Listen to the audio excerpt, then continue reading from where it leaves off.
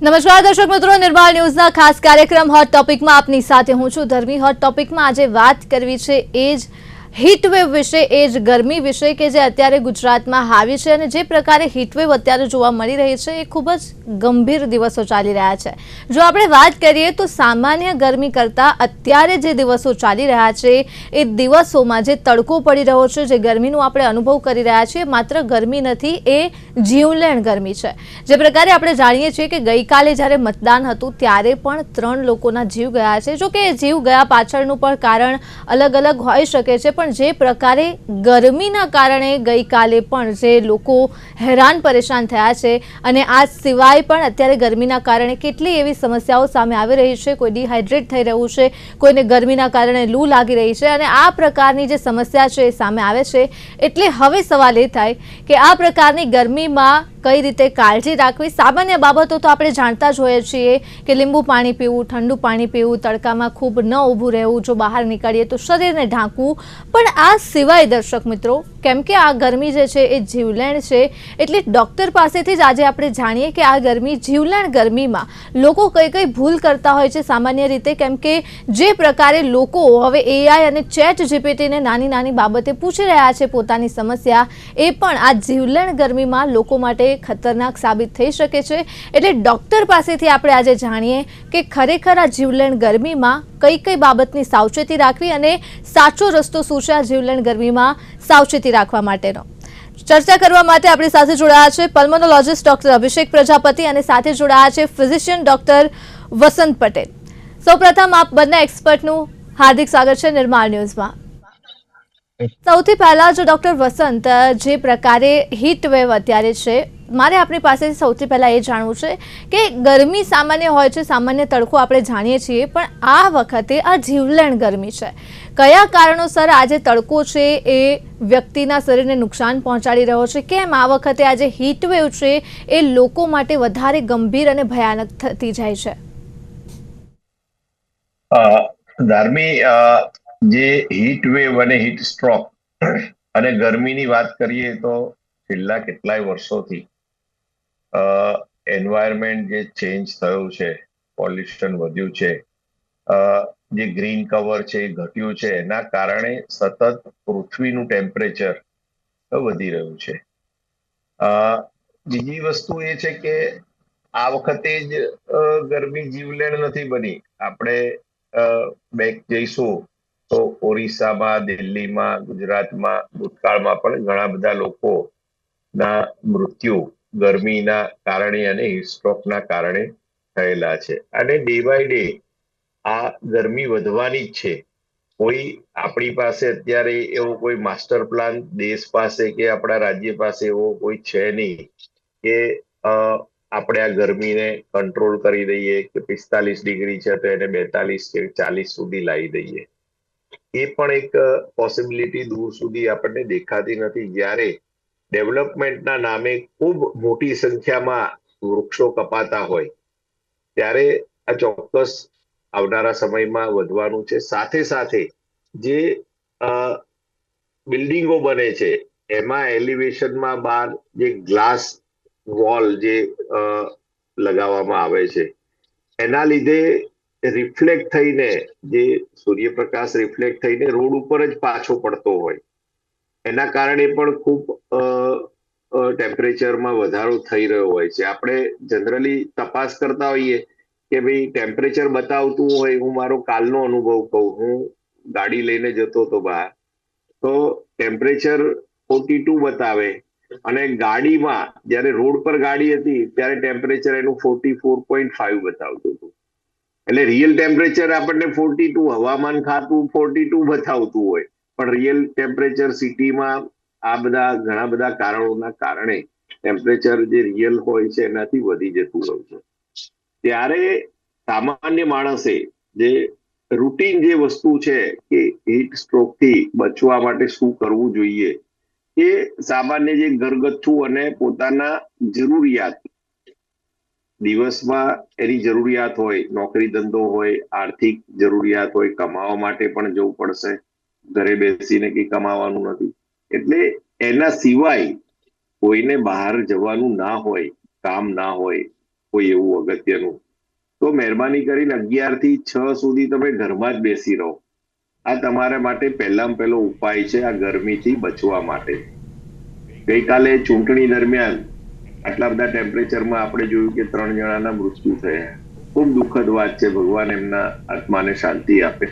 પણ આ થવાનું કારણ શું છે? બોડીનું નોર્મલ ટેમ્પરેચર 98.6 36 ડિગ્રી સેલ્સિયસ જેવું હોય, જ્યારે બહારનું ટેમ્પરેચર 44-45 સુધી પહોંચી જતું હોય, ત્યારે શરીર એ ટેમ્પરેચર સાથે કોપઅપ ના કરી શકે. એવામાં શરીરનું ટેમ્પરેચર વધવા માંડે. ટેમ્પરેચર વધવાની સાથે સાથે તમારા હાર્ટબીટ વધે, બ્રીથલેસનેસ થાય, શ્વાસોશ્વાસની ક્રિયા વધી જાય અને તમે બેભાન થઈ જાઓ.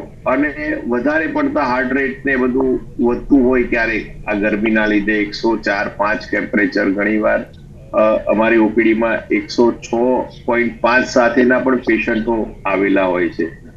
ત્યારે જાહેર જનતાએ, કોઈ ટુ વ્હીલર વાળો જતો હોય કે કોઈ ચાલતો જતો હોય ને તમને એવું લાગે કે આની ચાલમાં કે એના ડ્રાઇવિંગમાં કંઈક ગડબડ છે, અને જો તમારા ધ્યાનમાં આવે આવી કોઈ વસ્તુ, તેવા વ્યક્તિને તરત પકડી લો, પકડીને ઠંડકમાં લઈ જાઓ, એને એકદમ ઠંડા પાણીથી નવડાવી દો. ખૂબ એનું બોડી ટેમ્પરેચર ઝડપથી જેટલું ડાઉન થશે એટલું એ વ્યક્તિને આપણે મદદ કરી શકીશું. એના આરોગ્યમાં, એના બચવામાં, સર્વાઈવલમાં આપણને હેલ્પફુલ થશે. બિલકુલ ડોક્ટર વસંત, અહીંયા મારો એક સવાલ એ પણ છે, જે પ્રકારે આપે કહ્યું કે જો કોઈને ગરમી લાગી હોય અથવા તો કોઈના બોડીનું ટેમ્પરેચર વધ્યું હોય તો એના શરીરને ઠંડુ કરવું જોઈએ. પણ સામે એક સવાલ એમ પણ થાય છે, ઘણી વખત કહેવામાં આવતું હોય છે કે બોડી જ્યારે અત્યંત ગરમ થયું હોય તો એને ધીમે ધીમે તેનું ટેમ્પરેચર જે છે એ લો કરવું જોઈએ, ધીમે ધીમે ઠંડુ કરવું જોઈએ. તો આ કઈ બાબત છે? આ કેટલું સાચી વાત છે કે જો બોડી ગરમ થયું હોય તો શું સીધું જ આપણે એસીમાં બેસી શકીએ, સીધું જ બોડીનું ટેમ્પરેચર જો લો કરી દઈએ તો બોડીને કોઈ નુકસાન થાય? તમે બહારથી આવો છો, તમારું એસીમાં જાઓ તો કઈ તમારું બોડીનું ટેમ્પરેચર કઈ -22 કે 25 થઈ જવાનું જ નથી. તમે 22-24 ડિગ્રી વાળા એસી એન્વાયરમેન્ટમાં છો, છતાં તમારું બોડી તો 36 મેન્ટેન કરવાનું જ છે. એમાં બીજું કોઈ નુકસાન થતું હોતું નથી. ઓકે, જી બિલકુલ. ડોક્ટર અભિષેક, શું કહેશો આ હીટ સ્ટ્રોકને લઈને? સૌથી પહેલા એ જણાવો કે એ તો આપણે જાણીએ છીએ કે જો જે પ્રકારે વસંતભાઈએ કીધું કે જો કોઈને ગરમી લાગી હોય, કોઈના બોડીનું ટેમ્પરેચર વધતું હોય તો ચોક્કસ આપણે મદદ કરવી જોઈએ. પણ લક્ષણ શું છે? અન્યના પણ ઠીક, અને આપણને પણ જો જાણવું હોય કે આપણને હીટ સ્ટ્રોકની અસર થઈ છે, કેમ કે ઘણી વખત સામાન્ય અસર હોય તો આપણે ઇગ્નોર કરી દેતા હોઈએ છીએ, સામાન્ય તાવ સમજીએ છીએ. તો મુખ્ય લક્ષણો શું છે? બોડી એવા કયા કયા સિમ્પટમ્સ આપે છે જેથી આપણે જાણી શકીએ કે આપણને અસર થઈ છે? જે રીતે લક્ષણની વાત કરીએ, જે રીતે વસંત સરે કીધું એ પ્રમાણે, જો સામાન્ય લૂ હોય, હીટ વેવ જે લાગ્યો હોય અને સામાન્ય લૂ હોય, સૌથી પહેલા તો હિસ્ટ્રી કે ભાઈ એ માણસ ખરેખર એ તડકામાં એક્સપોઝ થઈને 2-3 કલાક, 4 કલાક, 5 કલાક વધારે રહેલો છે. એને કપડા એ રીતે પહેરેલા હતા જ્યાં એક્સપોઝર થયું હતું, તડકામાં ચાલવાનું થયું છે, અને એવી રીતે બહાર ફરીને આવ્યો છે અને તરત પછી એને ઘરે આવીને અથવા તો હોસ્પિટલમાં એડમિટ થવું પડ્યું કે જ્યારે સિમ્ટમ આવ્યા તો કે એને માથું દુખવાનું સ્ટાર્ટ થયું કે જે મટી નથી રહ્યું, તાવ આવવાનો સ્ટાર્ટ થયો કે જે હવે ઉતરી નથી રહ્યો, નવા પેરાસિટામોલ દવાથી પણ ઉતરી નથી રહ્યો, ડિહાઇડ્રેશનના સિમ્ટમ હોય, અને જો એ લૂ વધારે પડતી ઘાતક હોય તો હીટ સ્ટ્રોક થઈ ગયો હોય તો બોડીનું ટેમ્પરેચર, આપણું કોર ટેમ્પરેચર, જે આપણે અંદરનું જે ટેમ્પરેચર કહેવાય 40 ડિગ્રી, મીન્સ કે 104 ડિગ્રી સેન્ટીગ્રેડ થી વધારે, 104 ડિગ્રી ફેરનહાઇટ થી વધારે કન્ટિન્યુ થાય કરે. તે જે તારે કીધું પસંદ કરે 106 ડિગ્રી સુધી પહોંચી જાય અને માણસને ડીઝીનેસ થાય પછી, એટલે મીન્સ કે થોડો કન્ફ્યુઝ દેખાય. આપણે બોલીએ શું, જવાબ કંઈક અલગ આપે, એનું બિહેવિયર ઓલ્ટર લાગે કે ભાઈ આને કંઈક થઈ રહ્યું છે, આપણને દેખીથી ખબર પડે કે નોર્મલ નથી દેખાઈ રહ્યો, બિહેવિયર એનું ચેન્જ થઈ જાય, એને ચક્કર આવતા થઈ જાય, પડી જાય એવું થઈ જાય, રાઈટ? એટલે એ જે આપણે જે કન્ફ્યુઝન જે હોય સ્ટેટ, અને ડીઝીનેસ, ચક્કર આવવા અને કન્ટિન્યુઅસ માથું દુખવાની તકલીફ કરે, વોમિટ થઈ જાય અને એકદમ જ બોડી ડિહાઇડ્રેટ દેખાય, તો એ બધા એ heat stroke, complicated heat stroke જે કહેવાય, સિવિયરિટી વાળું જે કહેવાય એના સિમ્ટમ છે. બાકી સાદી હીટ વેવ અથવા લૂ લાગી હોય તો આપણે માથું દુખે અને માણસને થોડુંક આપણે બેચેની જેવું લાગે, થોડી ગભરામણ જેવું ફીલ થાય, જે આપણે ઘરે આપણે શાંતિથી એમને રેસ્ટ કરવાનું કહીએ, સિમ્પલ પેરાસિટામોલ દવા આપીએ અને હાઇડ્રેશન મેન્ટેન કરવાનું કહીએ, અને થોડીક આપણે હળવા એસીમાં આપણે રાખીએ તો એ 5-7 કલાકમાં રિકવર થઈ જતું હોય છે. જો એ હીટ સ્ટ્રોકમાં કન્વર્ટ થઈ ગયું હોય અને જો હીટ સ્ટ્રોકને જો પ્રોપરલી ડાયગ્નોઝ ના થયો સમયસર અને એ જો ટ્રીટમેન્ટ ન મળી, એ ટ્રીટમેન્ટમાં આવે સૌથી પહેલા હાઇડ્રેશન, જે વચન સરે કીધું પ્રમાણે, અને એને આપણે જે હીટ ગરમી લાગી છે એને કોર ટેમ્પરેચરને ઠંડુ કરવું ખાસ જરૂરી હોય છે. એ પણ ગ્રેજ્યુઅલી ઠંડુ કરવું પડે, એ પણ ઇમિડિયેટલી ઠંડુ ના કરાય. તેમાં કારણ કે જે આપણે બોડીનું ટેમ્પરેચરમાં હાઇપોથેલેમસમાં જે આખી ટેમ્પરેચર કંટ્રોલિંગ સેન્ટર હોય એને આપણે સડનલી જ આપણે આપી દઈએ તો જે ટેમ્પરેચરની જે તફાવત જે સડનલી એકદમ તડકો છે, એકદમ આપણે બોડીનું ટેમ્પરેચર 40 ડિગ્રીથી વધારે છે અને સડનલી જ આપણે સીધું -0 અથવા -2 જેવા ટેમ્પરેચરમાં એને એક્સપોઝ કરી એટલું જે ઠંડુ ફ્લુઇડ આપી દઈએ તો એને કારણે પણ સેલનું નેક્રોસિસ થાય, સેલની અંદર ડેમેજ થાય અને વધારે ઓર્ગન ફેલિયર થવાના ચાન્સીસ હોય છે. એટલે ગ્રેજ્યુઅલ એને ઠંડક આપીને બોડી ઠંડુ કરવામાં આવે તો એ આપણે ટ્રીટમેન્ટ કરવાની હોય છે. ઇમ્પોર્ટન્ટ જે લોકોએ સમજવાની વસ્તુ એ છે કે જ્યારે આવા સિમ્ટમ હોય ત્યારે તાત્કાલિકપણે ChatGPT ને AI ને પૂછ્યા કરો. તમે જે રીતે પહેલા કીધું પ્રમાણે કે સૌથી પહેલા તો નજીકના કોઈ પણ ડોક્ટર જોડે જઈને સાચી સલાહ લેવી જરૂરી છે. અને જો સિમ્ટમ થોડા સિવિયર દેખાતા હોય, જે કીધા કે ટેમ્પરેચર કંટ્રોલમાં જ ના આવવું, ખૂબ જ આનું કન્ફ્યુઝન વાળું બિહેવિયર હોવું, ચક્કર આવવા અને લાગે કે એનો માણસનું બિહેવિયર કંઈક અલગ જ છે, આપણે પૂછીએ કંઈક છે જવાબ કંઈક અલગ આપે છે, એને અમારી ભાષામાં ઓલ્ટર સેન્સોરિયમ કહેવાય. તો એવા કોઈ સિમ્ટમ છે જે સિવિયર હીટ સ્ટ્રોકના લક્ષણો કહેવાય છે, જેને કારણે બધા એક બ્રેન પર એક માઠી અસર થઈ ગઈ છે અને એને જો હવે ટ્રીટ આપણે ન કરીએ તો બીજા બધા ઓર્ગન પર પણ એને બી અસર થઈ શકે છે. તો કે આપણે જે રીતે કીધું કે લંગ્સમાં સોજો થઈ જાય તો શ્વાસ ચડે, કિડની ફેલિયર થઈ જાય અને પછી ક્રિએટિન વધવા માંડે, યુરિન ડ્રોપ થવા માંડે, માયોગ્લોબિન યુરિયા થાય, મસલનું જે લાઇસિસ થાય એને કહેવાય રેબ્ડોમાયોલિસિસ થવાનું સ્ટાર્ટ થઈ જાય અને એને માયોગ્લોબિનના જે રજકણો જે કિડનીમાં ભરાઈને કિડનીને આપણું ફિલ્ટર બ્લોક કરી નાખે અને જો એ વખતે હાઇડ્રેશન ન મળે તો કિડની સદંતર ફેલ થાય અને પરમેનન્ટ ડાયાલિસિસ પણ થવાના ચાન્સીસ વધી જાય છે. તો આ ખૂબ જ ગંભીર વસ્તુ છે, લાઇટલી ન લેવાય અને ક્યારે પણ એને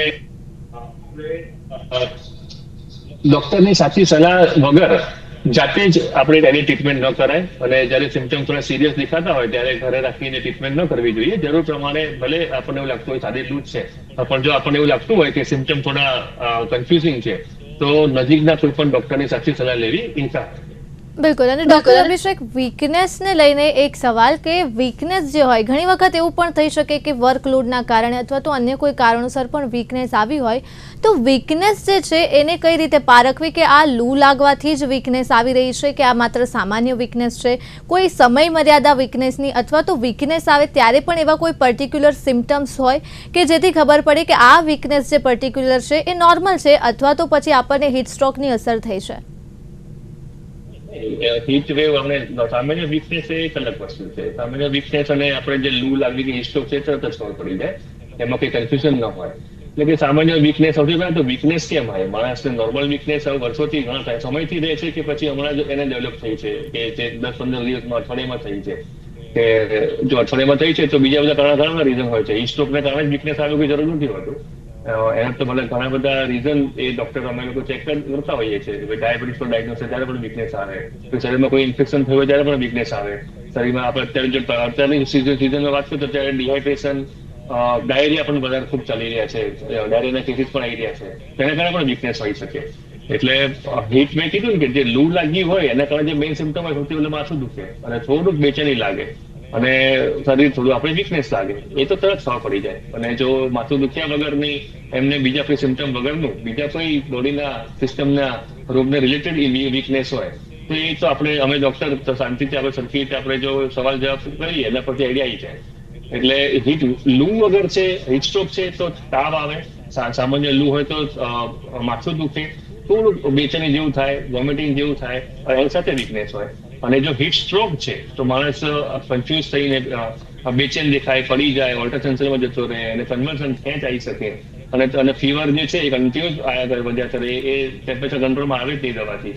તો એ તો તાત્કાલિક, એ તો એમાં કોઈ કન્ફ્યુઝન ન હોય ને એમાં એ હીટ સ્ટ્રોક છે અને એમાં તાત્કાલિક જો ઇન્ટેન્સિવ કેર લેવાની ટ્રીટમેન્ટ ન મળે તો દર્દીનું મૃત્યુ પણ થઈ શકે છે. એટલે એ સામાન્ય વીકનેસ અને હીટ વેવ કે હીટ સ્ટ્રોકને કારણે વીકનેસમાં એ તરત જ ડિફરન્શિએટ કરી શકાય, એમાં કોઈ કન્ફ્યુઝન હોતું નથી. જી બિલકુલ.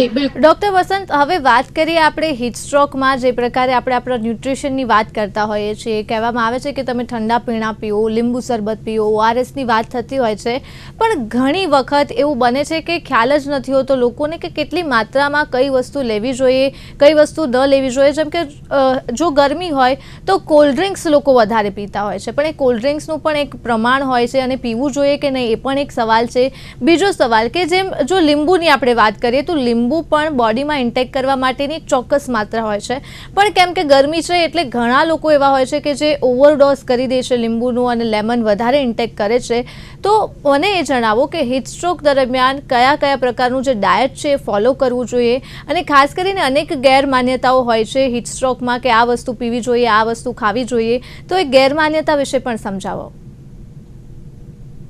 હીટ સ્ટ્રોકમાં જનરલી ડિહાઇડ્રેશન થાય અને ટેમ્પરેચર વધે. તમારે બે પ્રાઇમરી વસ્તુ ધ્યાનમાં રાખવાની છે દરેક સામાન્ય પ્રજાએ. હીટ સ્ટ્રોક થયો, એને ખબર છે કે બહાર ગરમીમાંથી આવ્યો ને પછી એને તકલીફ થઈ છે, કન્ફ્યુઝન થયું કે માથું દુખ્યું, તાવ આવ્યો કે વીકનેસ લાગી છે કે ચક્કર આવે છે.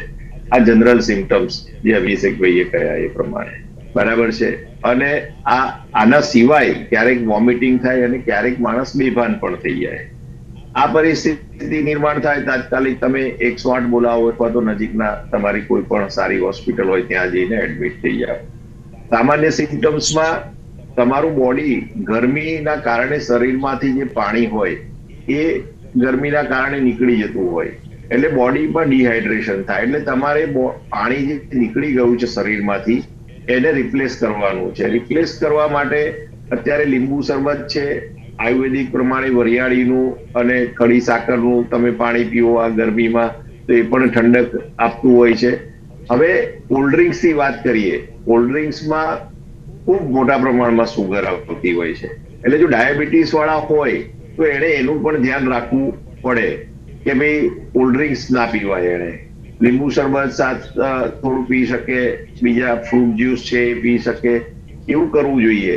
અને તમને કોઈ પણ વ્યક્તિ એક સાથે 2 લીટર પાણી પી શકવાનું છે જ નહીં કે 1 ગ્લાસ પીવે કે 2 ગ્લાસ પીવે એક સાથે, પછી થોડી વાર રહીને પાછું પીવાનું છે.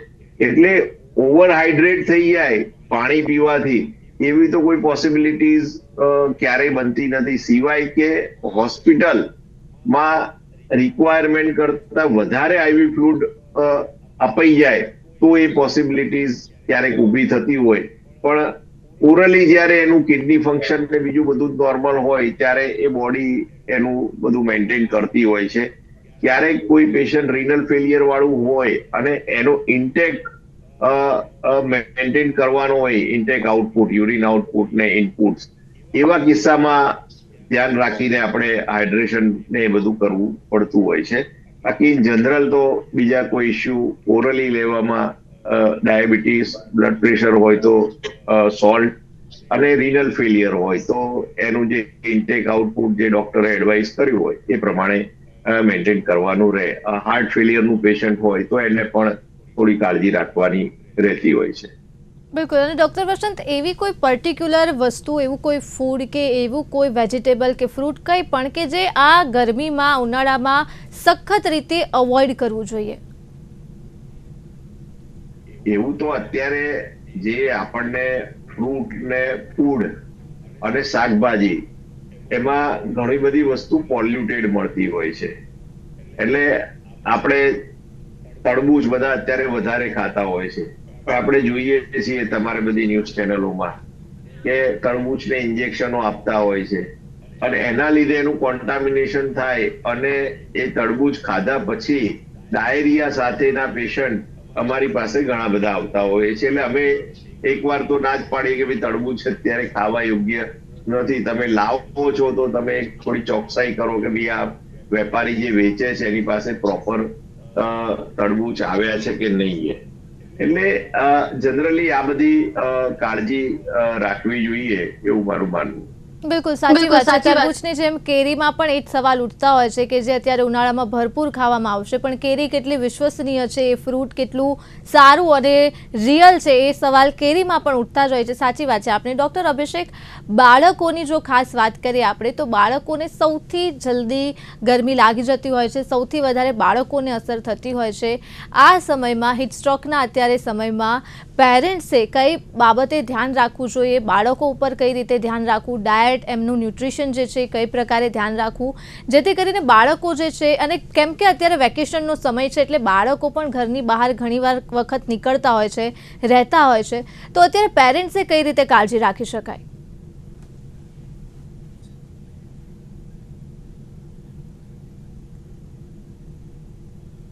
હા, થોડાક વધારે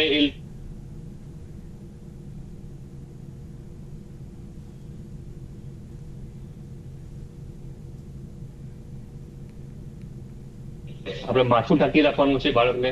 એમને કપડા એવા પહેરાવવાના છે કે ફૂલ સ્લીવ પહેરાવવાના છે, જેથી કરીને એમને ડાયરેક્ટ હીટનો એક્સપોઝર ન થાય. એવો કઈ જો કઈ રોગનો સ્કિનનો હોય તો એને ટાળવું જોઈએ કે વધારે પડતી ગરમીમાં એ બહાર ન રહે.